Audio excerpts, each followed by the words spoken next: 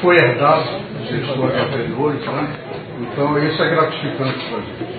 Agora, eu queria fazer uma colocação seguinte, salvo engano meu, uma leitura completamente equivocada, me parece que as propostas abaixo de Mário guardam muitas coisas em comum.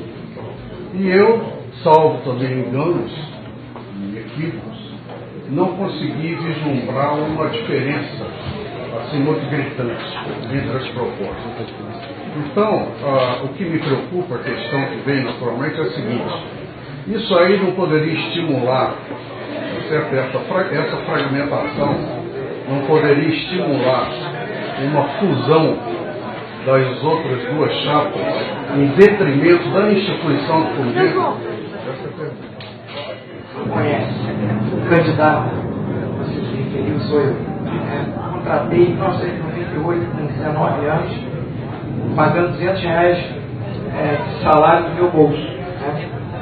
E depois de alguns anos, eu sempre colaborei com o Fluminense, nunca recebi nada, me associei em 96, naquela crise, e independente da gestão, eu sempre colaborei, sendo oposição, situação, ou sendo nada, sempre colaborei com o escritório, nunca cobrei nada, o escritório sempre fez serviços profundos para o clube, pontuais, e eu também. Quando foi na época do Orcades, a crise da disputa judicial na final de 2005 contra o Volta Redonda, onde tinha sido dada garantia ao espaço da camisa onde estava o Unimed, uma empresa conseguiu, a empresa até do cara que está tentando agora comprar a Oi, né? Ele está no Oi. Ele conseguiu eliminar para impedir a Unimed usar o Unimed na camisa nos jogos com Volta Redonda.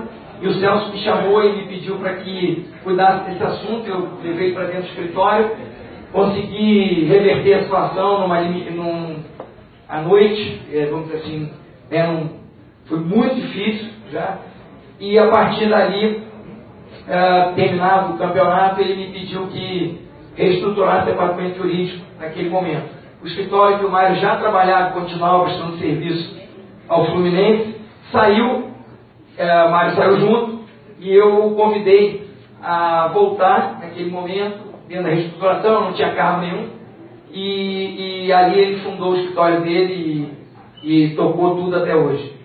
Ontem me perguntaram no programa qual a nota é 10 ou é banco, né? Naquele programa que me perguntaram ontem, eu falei 10 como advogado e banco como dirigente. Então, essa é a minha opinião. Não tem ninguém mais que conhece a pessoa, candidato. Não tem ninguém mais que falou a verdade para ele, que você não está pronto, você não está preparado. O que você fez na vice-presidência aqui dentro do futebol é inaceitável.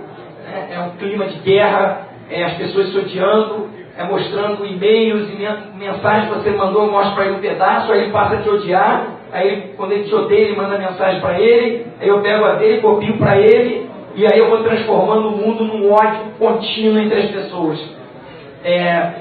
O tanto que ele trabalhou para impedir o Pedro Antônio de construir esse treinamento. Desde o primeiro dia, ele foi contra, ele lutou contra, ele trabalhou lá dentro sempre para levar ele a primeira vez e única vez que ele tirou uma foto fora quando ele já estava em campanha política, foi levada a foto do meu lado, coloquei entre mim, entre o Pedro Antônio, coloquei ele no meio, tirei a foto. E depois eu fui entender que o grande problema para ele é que o Pedro Antônio se transformaria numa força política enorme no Fluminense, e ele não sabia que o Pedro Antônio não teria os 5 anos necessários sócios para se candidatar.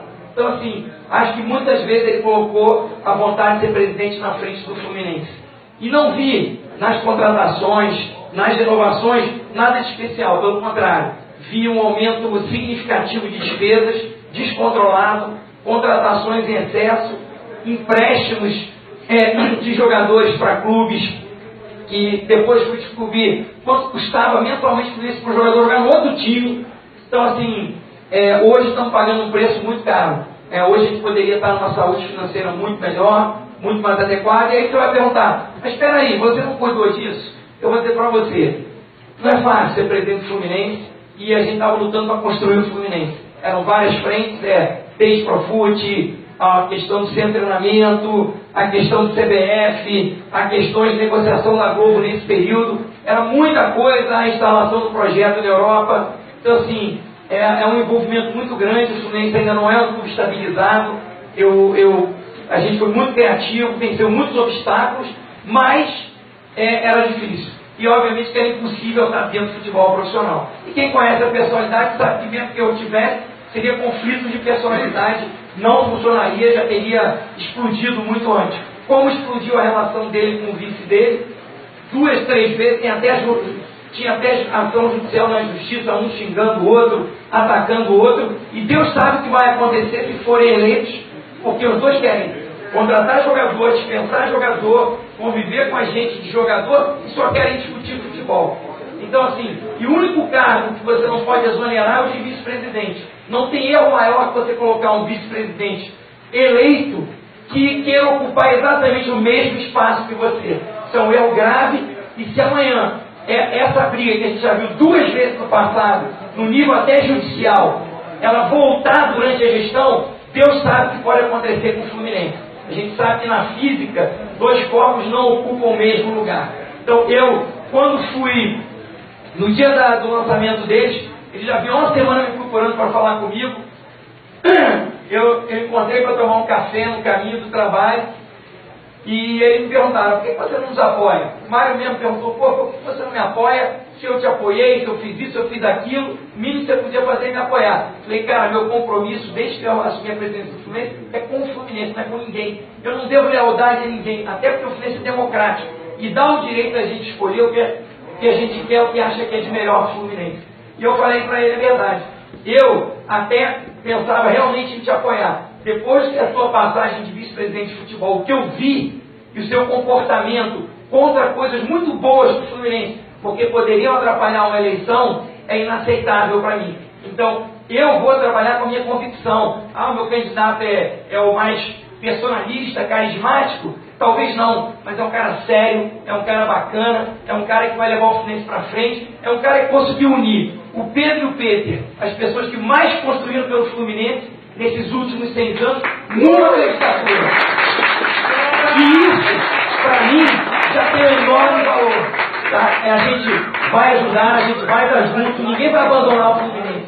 Essa paixão que o Pedro Antônio demonstrou para fazer isso, mostrando que o Fluminense pode ser muito mais competente que os outros. E quando ele falou que o Fluminense pode ser muito grande, quando a gente lutou pelo lado direito é porque é muito grande, quando a gente luta e o Pedro Antônio constrói o CT é porque o Fluminense é muito grande.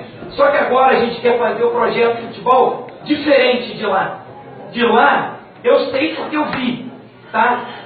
Eu vi porque, infelizmente, joga bola na segunda-feira com empresário e ex-jogador. No dia que assumiu a vice-presidência, tira o Marcelo Teixeira e vamos botar o Fabinho Capacete, ex-volante Fluminense, para comandar a Xerém.